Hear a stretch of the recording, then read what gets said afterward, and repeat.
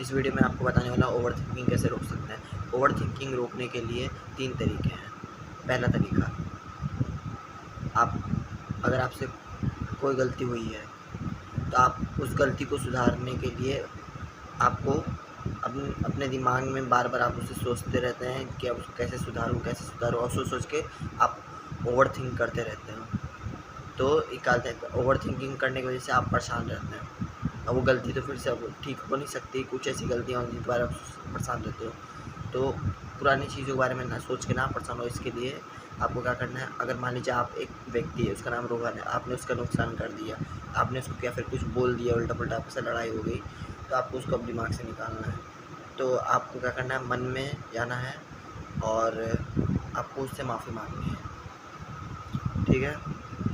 क्योंकि आपने उसका नुकसान किया, आपको गिल्ट हो रहा है। आप जैसे उससे माफ़ी मांगोगे उससे और भगवान से माफ़ी मांगेंगे, हे भगवान मुझे माफ़ कर दीजिए, मुझसे भूल हो गई, आज के बाद मैं ऐसा नहीं करूँगा। रोहन मुझे माफ़ कर दो, मैं आज के बाद नहीं करूँगा। मैं दिल से माफ़ी मांगता हूँ, भगवान मुझे माफ़ कर दीजिए। अब मुझे यकीन है भगवान आप मुझे माफ़ कर देंगे और रोहन भी मुझे माफ़ कर देगा। मैं माफ़ी मांगता हूँ दिल से।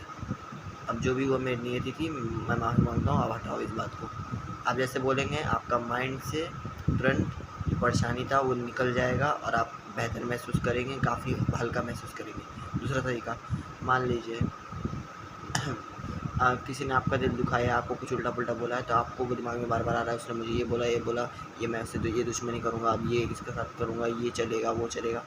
आप सोच के परेशान होते रहोगे काफ़ी समय तक। तो उसको तुरंत निकालना है 1 मिनट के अंदर। आपको जितना हो सके जल्दी 1 मिनट 10 मिनट, जब आपको थोड़ा सा लग रहा है कि आप थोड़ा शांत है, अकेला है, तुरंत उसको दिमाग से निकालना है। उसको पूरा दिन के लिए नहीं रखना है, जितना हो सके जल्दी। अगर निकालते हैं, समझ लीजिए 1-2 मिनट के अंदर निकाल देना है, जितना हो सके 1-2 मिनट 10 मिनट जब भी।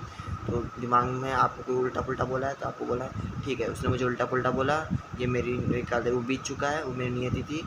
आपको ऐसे बोलना, वो मेरी नियति थी, मेरा किस्मत में था, वो भी हो गया।